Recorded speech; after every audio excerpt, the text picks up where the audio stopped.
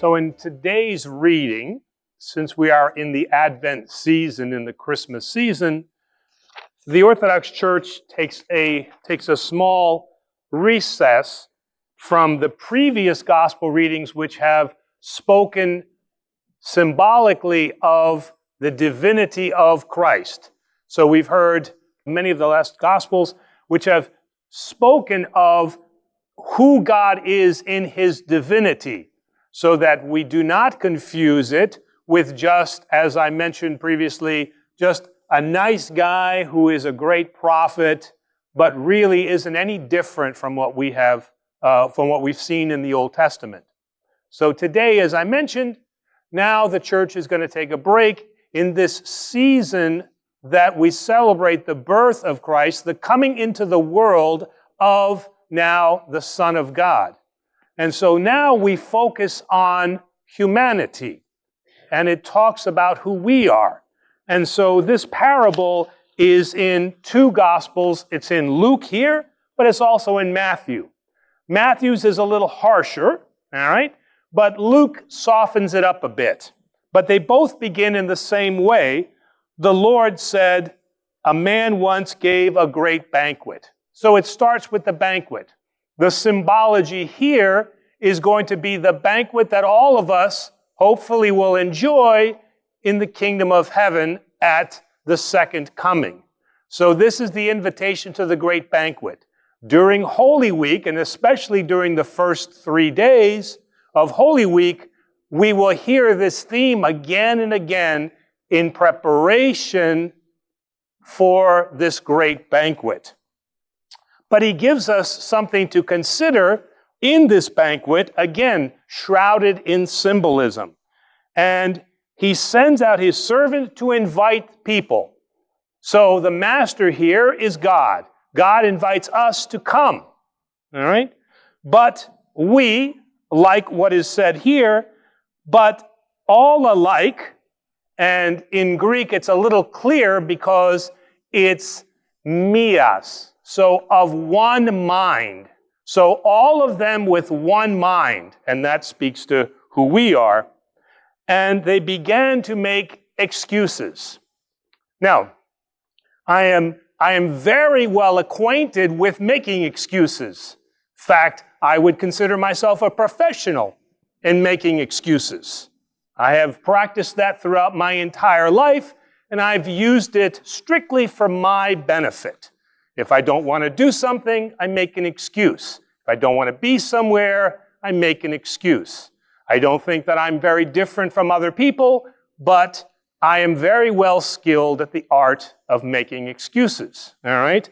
And especially my biggest excuse is, as Presbytera will tell you, whatever happens, it's not my fault. That's my biggest one. And then she quickly corrects me, all right? So here are the three excuses, but we need to deeper understand them. The first one is that I have bought a field and must go and see it. Now, St. Gregory gives us a wonderful explanation for that, because what Gregory tells us then is that the farm represents earthly things. It represents our desire for earthly things.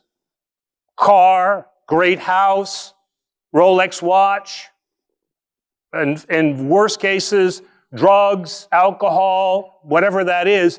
So this farm, according to St. Gregory, represents the things that can take us away from God. I'm sorry, but I can't really come to church. I got to work because this house is costing me a lot of money.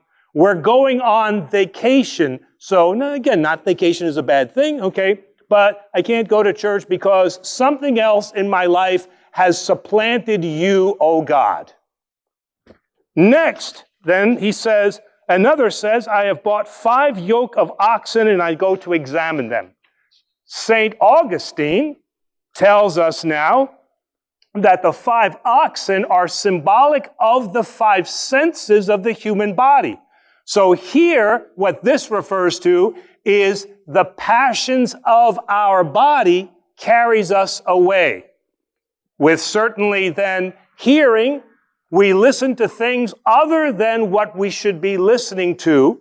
I'm sorry, but I need to go and prepare for this concert. I need to go to this particular sporting event. I need to go hear somebody speak on how I can make more money. And then with the mouth, I'm sorry, but I've got a big banquet I've got to go to. I got to go to a big party, whatever that is. So these are the senses now, the passions that overtake us. And this is our excuse for why we don't join. Another says, sorry, I've married a wife and therefore I cannot come. Interestingly enough, this comes from the Jewish tradition that when you are married, the first year you are to enjoy your wife and married life. And so that you can be excused from certain obligations. And he uses that here. But we shouldn't now use that constantly, meaning that our family life does no longer includes God. So even the Jews have put a time limit on this, 1 year. But he now says that, well, I'm sorry, but I need to be excused for these things. So here we have these three excuses: worldly things, our bodily senses, and then an overabundance of concern with family life. And so why the fathers of the church are putting this gospel here during this Christmas season is to remind us that the banquet is coming. We will all die. That is a fact. It's a hard reality, but the joy of that, the beauty of that, is that we will join in this heavenly banquet where we will all live together with our yayades and our papudes and our uncles and our cousins, and everybody will be there to join us. But in order to be invited to this banquet, we need to understand and rightfully control those passions, whether they be for worldly things or whether they be then our bodily senses. And this is why the church puts this here, because this is a beautiful lesson for us in this time of Advent, when Jesus Christ himself enters into history, and through his sacrificial love, he will offer us the ability to enter into this heavenly and glorious banquet.